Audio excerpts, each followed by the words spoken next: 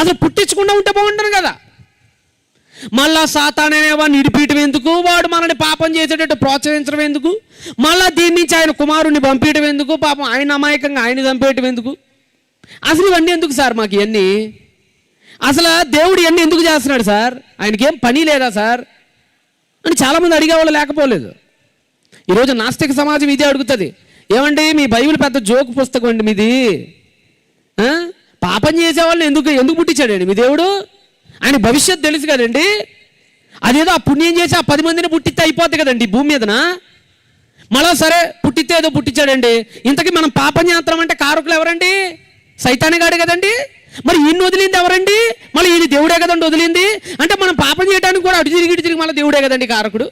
అంటే ఆయనే పాపం చేసేటట్టు మనల్ని చేసి సాతానుగాని విడిపించి మళ్ళీ ఆయనే దాని నుంచి మనల్ని మనం తప్పిస్తే అది ఇదెక్కడ ఆట అండి? మానవులతో తోడుబొమ్మలు ఆటలాడుతున్నాడు ఈ దేవుడు అనుకునే వాళ్ళు చాలామంది ఉన్నారు. మరి వీటన్నిటికీ సమాధానం ఏంటి? భవిష్యత్ తిరిగిన దేవుడు మానవ జాతిని ఎందుకు సృష్టించాడు అసలు? ఇది మనకు అర్థం కావాలంటే దేవుని బుద్ధి బాహుళ్యాల గురించి మనం ఆలోచించాలి. దేవుడు మనం అనుకున్నంత చిన్నవాడు, దేవుడు మనం అనుకున్నంత పిచ్చివాడు, మనకంటే బుద్ధిహీనుడు అనుకుంటే మిక్కిలి పొరపాటు అండి. ఆయన గురించి బైబిల్ గ్రంథం మనకేం చెప్తుందో తెలుసా? ఆయన జ్ఞానం గురించి, ఆయన బుద్ధి గురించి, ఆయన ఆలోచనల గురించి, అంతుపట్టని ఆయన జ్ఞాన సంపన్నత్వం గురించి, విశ్వాస్యత గురించి బైబిల్ మనకేం నేర్పిస్తుందో తెలుసా? యోబు గ్రంథము 9వ అధ్యాయము 4వ వచనాన్ని చదవండి. దేవుడి గురించి యోబు చెప్తున్నాడు, ఆయన మహావివేకి. ఆయన పిచ్చోడు కాదురా నాయన, ఆయనకి ఎవడు చెప్పనవసరం లేదురా, నువ్వు ఇలా చేస్తే బాగుండేది, నువ్వు సృష్టిని ఇలా చేస్తే బాగుండేది అని ఆయనకి ఎవడు చెప్పనవసరం లేదురా. ఆయన మహావివేకి, అధిక బల సంపన్నుడు. ఇంకొక మంచి మాట చూడండి, ఇదే యోబు గ్రంథము 36వ అధ్యాయము 5వ వచనాన్ని చదవండి. ఆలోచించుము, దేవుడు బలవంతుడు, ఆయన ఎవనిని తిరస్కారము చేయువాడు కాడు. ఆయన చాలా బలవంతుడు. అమ్మో, అరే నాయనా, ఆయన వివేచనా శక్తి, ఆయన ఐక్యూ, ఆయన ఐక్యూ ఏదైతే ఉందో, ఆయన వివేచనా శక్తి ఏదైతే ఉందో అది ఎలాంటిదట? బహుబలమైనదట. ఇంకొక మంచి మాట చదివి యోబులోనే ఉంటాయండి ఇవన్నీ ఒకే చోట ఉంటాయి. మీరు టక్కన తీస్తే అయిపోతాయి. 37వ అధ్యాయము 23వ వచనం. సర్వశక్తిమంతుడగు దేవుడు, మహత్యము గలవాడు, ఆయన మనకు అగోచరుడు. అగోచరుడు అంటే అర్థం తెలుసా?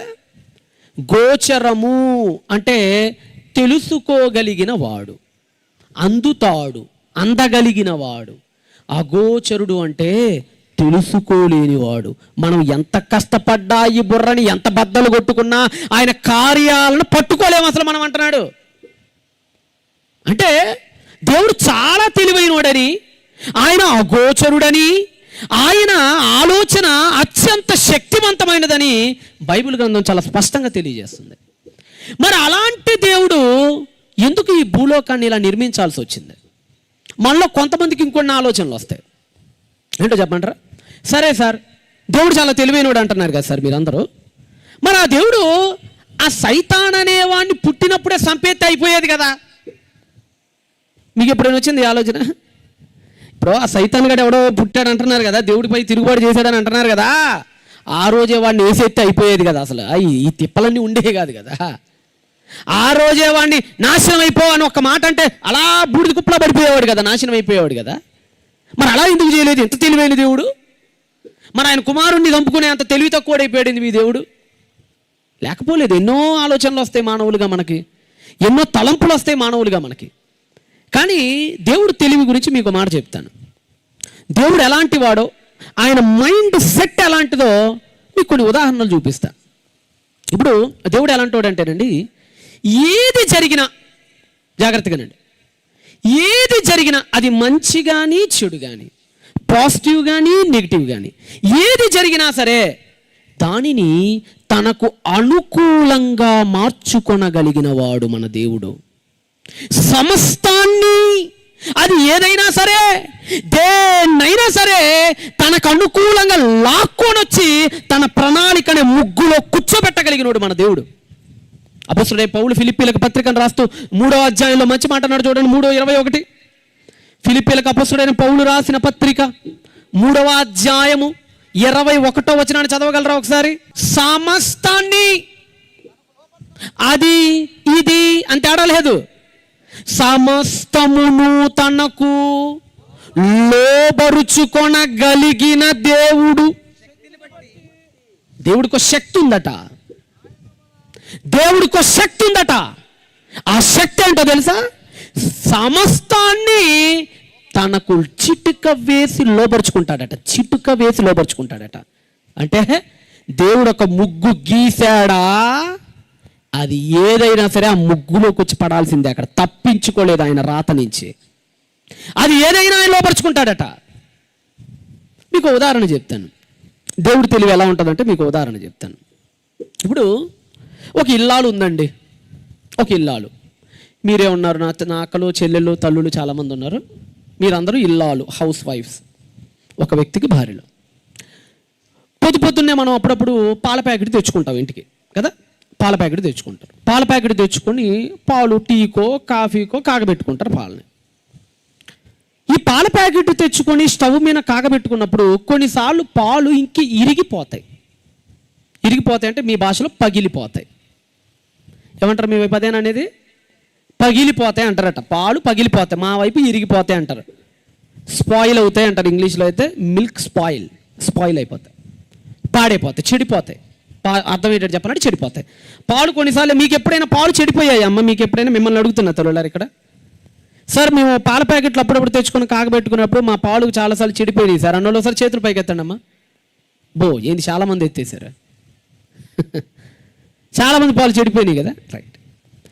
చెడిపోయిన పాలను కాస్త తెలివి లేని ఇల్లాలు ఏం చేస్తుందంటే తీసుకెళ్ళి పడేసిద్ది, కాలువలోనో ఆ సింకులోనో పడేసిద్ది. ఏం చేసిద్ది ఒకసారి వీడియో చూడండి మీరు. తీసుకెళ్ళి మొత్తం దాంట్లో పడేసింది.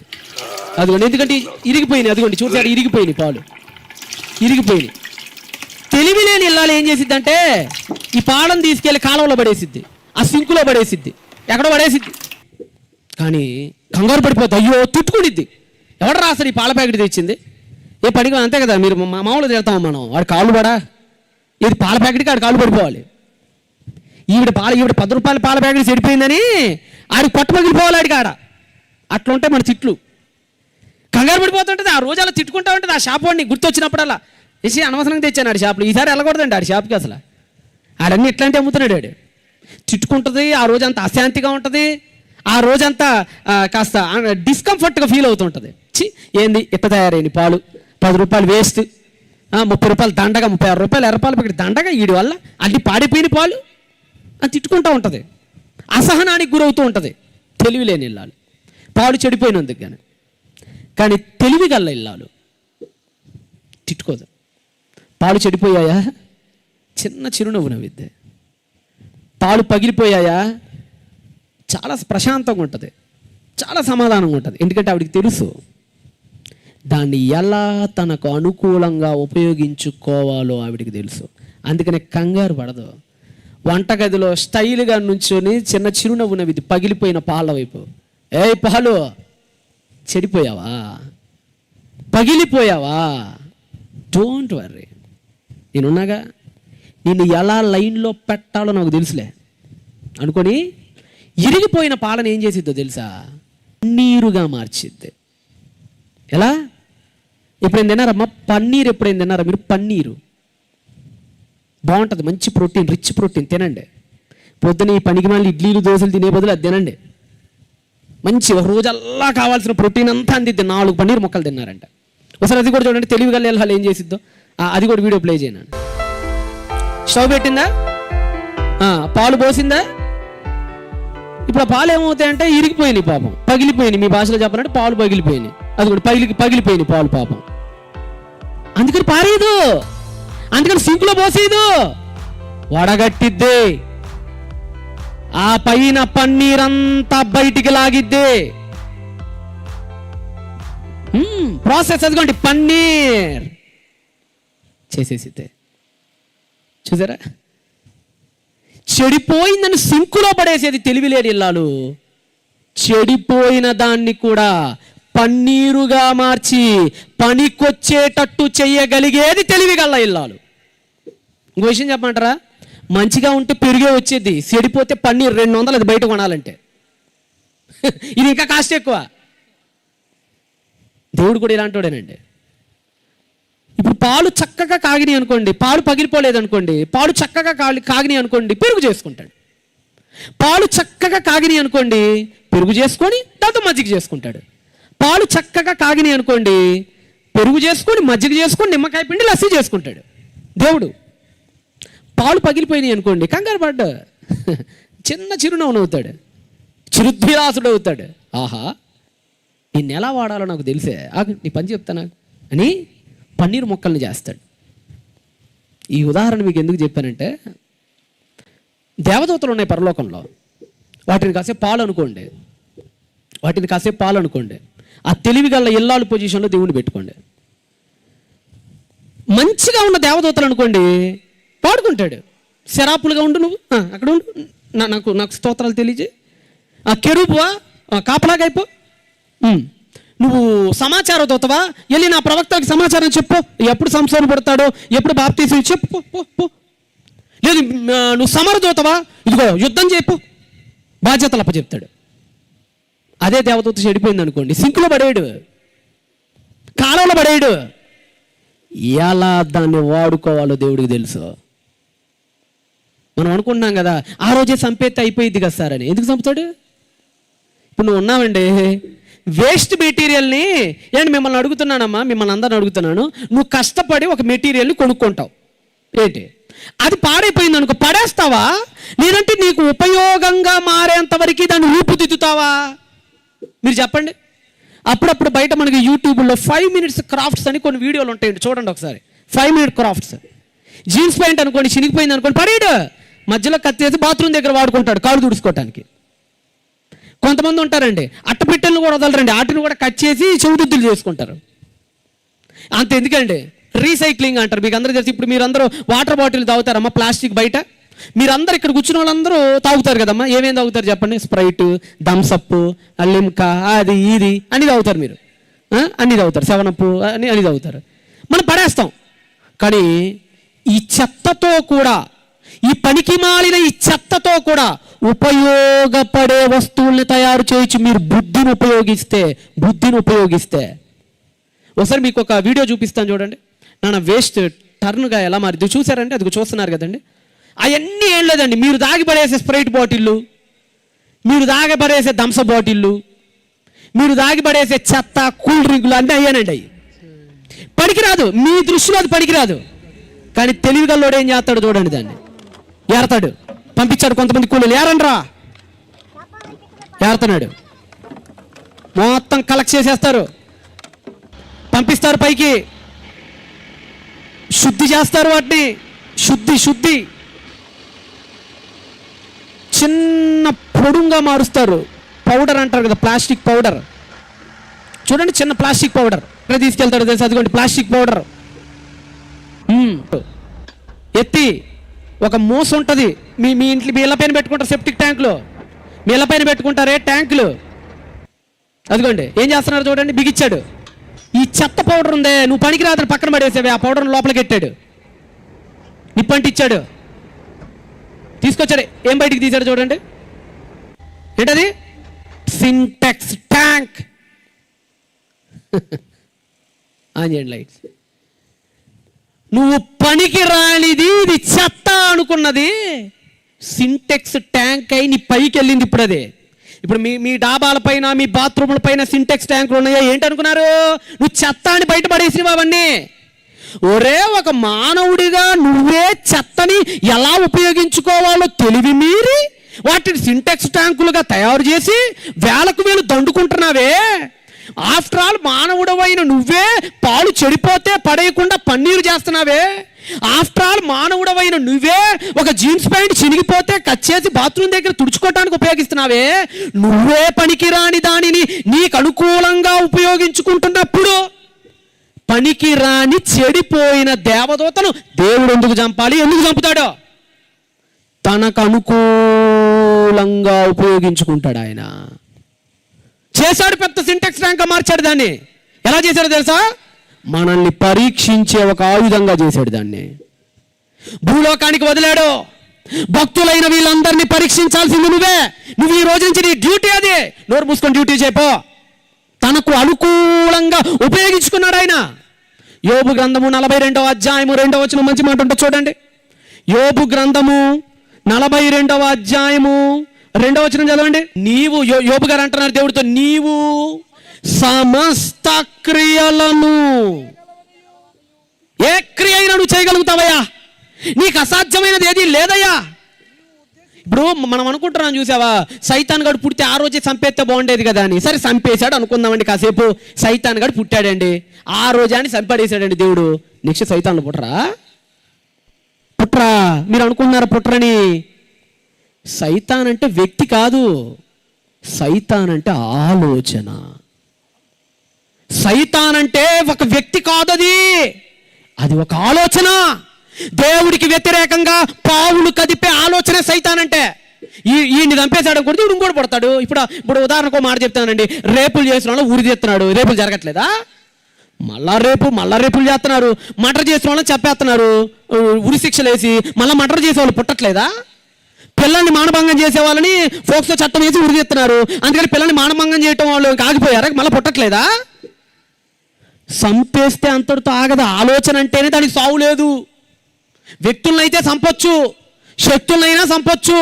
ఆలోచన ఏం చంపుతాం? స్వతంత్రత ఉన్నంత వరకు ఆలోచన ఉంటుంది. స్వతంత్రత ఉన్నంత వరకు ఆలోచన ఉంటుంది. ఒకవేళ దేవుడు అప్పటికప్పుడే సైతాన్ని చంపేసినా ఇంకోడు పడతాడు, ఆడిపోతే ఇంకోడు, ఆడిపోతే ఇంకోడు, ఆడిపోతే పుడతానే ఉంటారు. అది ఆలోచన అండి. ఆలోచనకు అంతం లేదు, ఆలోచనకు పరిమితి లేదు. అది ఆలోచన చావాలి. ఫస్ట్ వ్యక్తిని చంపితే అయిపోదు. దేవుడు అదే అనుకున్నాడు. సరేరా ఈయన చంపేశానరా, ఇంకో దూత తిరుగుబాటు చేయదా ఏంటి? ఆయనకి తెలుసు చేస్తారు. అందుకని ఈయన చంపకూడదు మనం, ఈయన అసలు చంపకూడదు మనం. ఈయన్ని ఉపయోగిద్దాం. ఎలా ఉపయోగించాలో అలా ఉపయోగిద్దాం. ఉపయోగించినంత కాలం ఉపయోగించి నరకంలో పడేద్దాం. నరకంలో వాడు కొట్టి మిట్టాడతాం. వాడు చావకూడదు. వాడు చచ్చాడంటే ఏముందండి, అంతటితో అయిపోద్దండి, ఆడి జీవితం కథం అయిపోద్దండి. దేవదూతలు కూడా మిగతా ఏమనుకుంటాయంటే, ఏముంది మహా అయితే దేవుడు ఏం చేస్తాడు, మా అయితే చంపేస్తాడు, లేకుండా చేస్తాడు, ఉనికిలో లేకుండా చేస్తాడా, ఏమైంది, మన ప్రయత్నం మనం చేద్దాం సింహాసనం కోసం, మా అయితే ఉనికిలో లేకుండా చేస్తాడు, మనకేం నష్టం లేదుగా అనుకుంటాయి. కానీ నరకంలో వేసి యుగ యుగాలు తరతరాలు నిర్విరామం నిత్య లోకంలో కాల్చేస్తుంటే కదా భయం. అందుకనే దాన్ని చంపకుండా ఉపయోగించుకున్నంత కాలం ఉపయోగించుకొని తర్వాత నరకానికి పంపించేస్తాడు దాన్ని. అలా దాన్ని భూలోకానికి పంపించిన తర్వాత నీ విశ్వాసాన్ని ఎలా చెక్ చేయాలో దేవుడికి తెలుసు. ఒకవేళ పాపంలో పడిపోతే మర్రా నీకు ఏ దిక్కును చూపించాలో కూడా దేవుడికి తెలుసు. ఆ వచనాన్ని ఇంత కంటిన్యూ చేయండి. 42వ అధ్యాయం 2వ వచనం కంటిన్యూ చేయండి ఒకసారి. ఫస్ట్ కానించి చదవండి. ఫస్ట్ కానించి, నీవు సమస్త క్రియలను చేయువాడవయ్యా, నువ్వేదైతే ఉద్దేశిస్తావో నిష్ఫలము కానే కాదు. నాకు ఇప్పుడు అర్థమైందయ్యా నువ్వెవరో, నువ్వెంత శక్తిమంతుడవో నాకు ఇప్పుడు అర్థమైందయ్యా అంటున్నాడండి యోబు. అంటే దేవుడు మైండ్లో ఒకటి ఫిక్స్ అయితేనట అది ఎప్పుడు నిష్ఫలం కాదట. ఇప్పుడు ఉదాహరణకు మాట చెప్తానండి. యేసు ప్రభు ఉన్నాడు, ఇస్కరియోతు యోధాగాడు యేసు ప్రభుని అప్పచెప్పాడు. కొంతమంది అంటున్నారు ఈ మధ్య వచ్చి, అన్న ఇస్కరియోతు యోధాని దేవుడు నరకానికి ఎందుకు పంపాలన్నా, నాకు అర్థం కావట్లేదు. ఇస్కరియోతు యోధ అమ్మబట్టే కదన్నా యేసు ప్రభు సిలువేసింది, అట్లానే కదన్నా మనకి రక్షణ వచ్చింది. అంటే మనకి రక్షణకు రావడానికి కారణం ఇస్కరియోతు యోధ కదన్నా. అప్పుడు ఎంత మంచి పని చేసినట్టు పరలోకంలో శభాసనాలుగా నరకానికి దోయటం ఏంటన్నా అంటున్నారు. ఈ పిచ్చోళ్ళకి అర్థం కాని విషయం ఏంటంటే, ఒకవేళ ఇస్కరియోతు యోధ యేసు ప్రభుని అమ్మకపోయినా రోమీలు వాళ్ళే వచ్చి పట్టుకొని చంపేస్తారు. ఈడు ఉంటేనేమి జరగదు. అది ఈడున్నా ఈడు లేకపోయినా దేవుడు అనుకున్న ఉద్దేశం జరగాల్సింది జరిగిపోద్ది. ఇస్కరియోతు యోధాగాడు అదే అన్నాడు కదా ప్రభు, నన్ను అప్పగించు మనుష్యుడికి ఏంటి, ఆడికి శ్రమ. అందుకని యోధాగాడు కూడా పేతురులాగా మంచోడైతే పెద్దగా వచ్చే రక్షణ ఏమో ఆగిపోదు, సిలువయాగం ఏమో ఆగిపోదు. మహా అయితే రోమిలు ఆలకాళ్ళు ఎత్తుకొని చంపేసేవాళ్ళేమో. ఎస్తేరుతో అదే అంటాడు మొర్దెకై, ఎస్తేరమ్మా నువ్వు అనుకుంటున్నావేమో నేను ఒక్కదాన్నే దిక్కు రక్షణ, కానీ లేదు నువ్వు కాకపోతే రక్షణ వేరే దిక్కు నుంచి తెప్పించగలిగిన సమర్థుడు దేవుడు అని చెప్పేశాడు. అంతే. అంటే దేవుడు అనుకుంటే ఏదైనా చేస్తాడు, ఎట్నుంచి ఎటైనా తిప్పేస్తాడు. కూర్చుంటే ఒకలా చేస్తాడు, నుంచుంటే ఒకలా చేస్తాడు, వంగుంటే ఒకలా చేస్తాడు, పడుకుంటే ఒకలా ఒకలా చేస్తాడు, నడిస్తే ఒకలా చేస్తాడు. ఏదైనా తీసుకొచ్చి ఆయన రాసిన ముగ్గులో కూర్చోబెడతాడు నిన్ను. దేవుడు దేన్ని ఎలాంటి దాన్నైనా తనకు అనుకూలంగా మార్చుకొనగలిగిన సమర్థుడు ఆయన. అదే అంటున్నాడు ప్రవక్త అక్కడ, అయ్యా నీవు సమస్త కార్యములను జరిగించిన వాడవు, నీ ఉద్దేశము నిష్ఫలము కాదని నేను తెలుసుకుంటుని. కీర్తనలో కూడా ఆయన దగ్గర ఉండేవాడు అమ్మేస్తాడు, ఈడేదో అమ్ముతాడని రాయలా. భవిష్యత్తు తెలుసు కాబట్టి రాయించాడు దేవుడు. కొంతమంది అనుకుంటారు అదేంటండి ప్రవచనం ఉంది కాబట్టి అమ్మేశాడు కదండి అని. అలా కాదు, ఈడు అమ్మేస్తాడు కాబట్టి ముందు ప్రవచనం రాయించాడు. రెండింటికి తేడా ఉంది. అది పోస్ట్ వ్యూనా ప్రీవ్యూనా అది కూడా ఆలోచించాలి మనం ప్రవచనాలు చదివేటప్పుడు. కాబట్టి దేవుడికి ఒక విధానం ఉంది, దేవుడికి భూమి పట్ల ఒక ఆలోచన ఉంది. మానవుడు చెడిపోతారని తెలుసు, ఈ చెడిపోయిన వాళ్ళని ఎలా రక్షించాలో కూడా ఆయనకి తెలుసు.